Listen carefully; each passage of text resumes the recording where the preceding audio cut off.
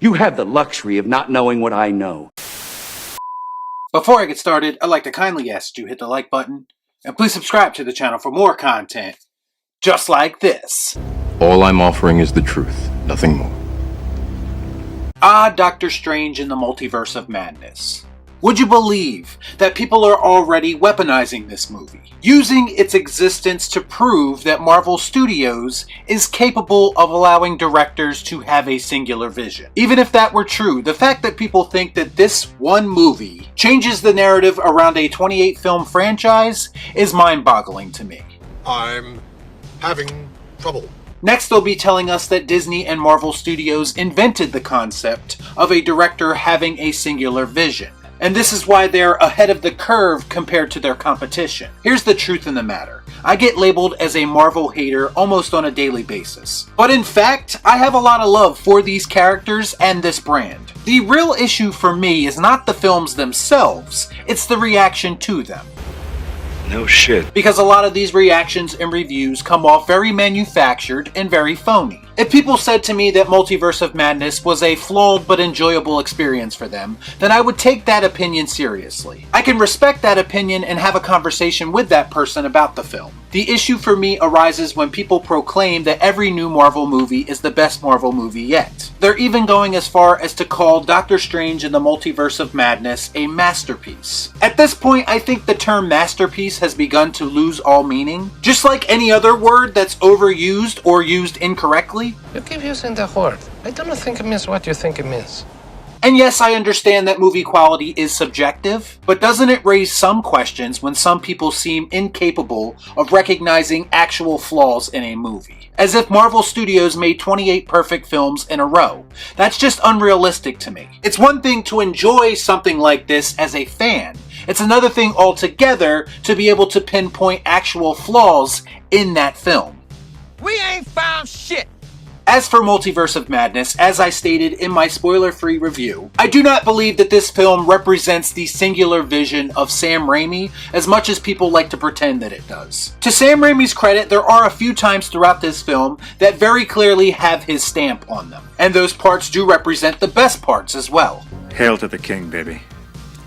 There's one scene where Wanda is stalking America Chavez and Doctor Strange, and she's coming through a reflection and her body's all contorted. It is a horror-esque moment that is very reminiscent of something Sam Raimi would create, given his horror background. Another big moment in the film comes in the false finish in which Doctor Strange is trapped in an alternate universe, and he transports his conscience, using magic, into the corpse of another version of himself in another universe. When this happens, we are treated to an undead Doctor Strange who is decaying and zombified, and honestly looking like something straight out of Evil Dead.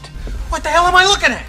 When does this happen in the movie? He rises from a shallow grave and uses a group of demons as a cape as he goes off to fight Wanda. It really is a cool visual and very clearly from the twisted mind of Sam Raimi. The reality is that no typical MCU director would have the clout or the vision to pull something like this off. To me, that scene is very clearly Raimi putting his stamp on this film. And I think a lot of people saw those scenes and just assumed that the entire film was 100% Raimi's vision. Erroneous!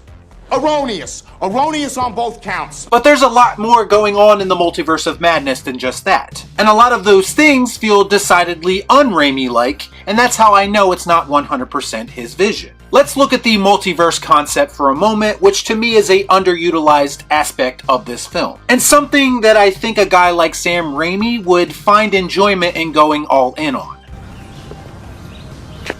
That makes sense. We do get one scene where America Chavez and Doctor Strange are kind of tumbling through all these different universes. So we get flashes of really cool places, but we really don't get to explore any of them. And when they finally stop and we do get to explore one of these alternate universes, it's just a slightly more futuristic version of the regular universe with a group called the Illuminati, basically the overseers of it. This just seemed like a pretty uninspiring creative choice to me, especially coming from someone like Sam Raimi who has quite an imagination. The fact that they had endless possibilities and decided to put us in a universe where the biggest difference is that we go on red and we stop on green, that seems a little bit strange to me. This is of course also the site of the latest batch of Marvel cameos. Listen, I know cameos excite a lot of people, even if they don't excite me personally, but on the list of new character introductions or fan service cameos that have happened in the MCU, this has to be near the bottom of the list. Not because of who these characters are, but how these characters are used. I know that doesn't matter to some, but honestly it should. The Illuminati consists of Captain Marvel, Agent Carter, Black Bolt, Mr. Fantastic, played by John Krasinski, and Charles Xavier, of course played by Patrick Stewart. Creepy, old, bald, Heaven's Gate looking motherfucker. Now this should be somewhat of a big deal, and I guess it was to some people. Xavier marks the first official crossover with the Fox X-Men franchise and the MCU. If we aren't counting Evan Peters in WandaVision, who was basically just there for a boner joke. And as for Krasinski as Mr. Fantastic, this is not only Mr. Fantastic's first appearance in the MCU, but he's also being played by a fan favorite casting choice for that role. Do you know what they do with these introductions that people have waited so long to see? Tell me a story. Fuck you. Oh, that's one of my favorites. Well, Mr. Fantastic is ripped apart instantly when Renegade Wanda shows up, and the all-powerful Xavier, who you think would be able to put up quite a mental resistance to Wanda's power, has his neck snapped when trying to free a mentally imprisoned alternate version of Wanda. And that's it. The two biggest introductions to the MCU in some time are gone in the blink of an eye. It's a bold strategy, Cotton. Let's see if it pays off for him. And I didn't even mention Black Bolt, who was built up as a formidable threat, but he instantly has his brain imploded by Wanda as well. I was starting to think that James Gunn directed this with all these shock value deaths. As a fan of these characters, how does their treatment not piss you off at least a little bit? Is it really enough to just include them and not treat them with any level of respect? I understand that they are technically alternate versions of these characters from other universes, but it did come off as more of a fuck you to fans than it does fan service. Fuck me, right?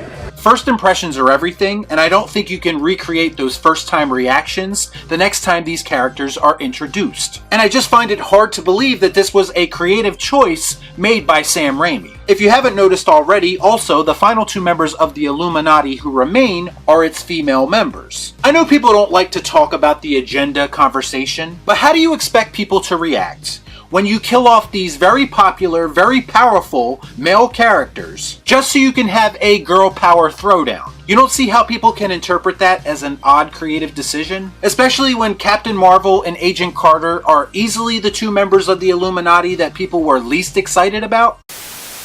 Yes, Queen! It's decisions like this, dwarfing or misusing popular characters, that will quickly turn a fan base on you. I think sometimes companies like Disney either don't realize or don't care about the personal connections that some people have with these characters. There was audible clapping in the theater when Mr. Fantastic showed up, only to have him brutally murdered just moments later. And that brings me to my next major flaw in the film, and it's the false finish that leads into the actual conclusion. We don't really get the epic throwdown that you might expect between undead Doctor Strange and Wanda. It is in fact newcomer America Chavez who is able to put an end to Wanda's reign of terror. Why do these things always happen to me? Not the smartest man in the world, Mr. Fantastic, not the all-powerful Charles Xavier, not even Doctor Strange in his own movie. No, America Chavez defeats Wanda with emotional warfare, when she shows alternate universe Wanda's kids the monster that this Wanda has become, and basically destroying any chance of those kids ever having any kind of love for her. But you one crazy ass bitch! This is of course after America Chavez unsuccessfully tries to punch Wanda into another universe, and she somehow isn't ripped to pieces afterwards for her troubles. I know Wanda wants her power, but still. And that's the biggest problem with Multiverse of Madness. It focuses too much on the emotional struggles of Wanda and America Chavez, and not enough on its titular hero, Doctor Strange. Anybody care about what I want? I do. Shut up. Get out. And no, a half-assed love story with Rachel McAdams does not count. If Sam Raimi had truly directed and created the entirety of Multiverse of Madness, then I believe we would have got a better, more coherent, and more complex version of this film that we truly deserved. Which is all I really want as a old school Marvel fan and cinema fan. There are great examples of what directors can do when they are left alone to do their job. But I do not believe that Multiverse of Madness is one of those examples. The truth is, and I might catch some flack for this, but this felt much more like Spider-Man 3 than it did Spider-Man 1 or 2. Meaning a clashing of visions and a huge missed opportunity that could have been something special. I actually believe that there is a much better movie in here somewhere. I only wish that Marvel Studios had the confidence in Sam Raimi to actually let him create it. So let me know what you thought about all this in the comments down below. As always, please like, comment, share, subscribe to the channel. Hit that bell for notifications, and I'll see you next time right here on Real Shift. Thanks for watching. Peace out.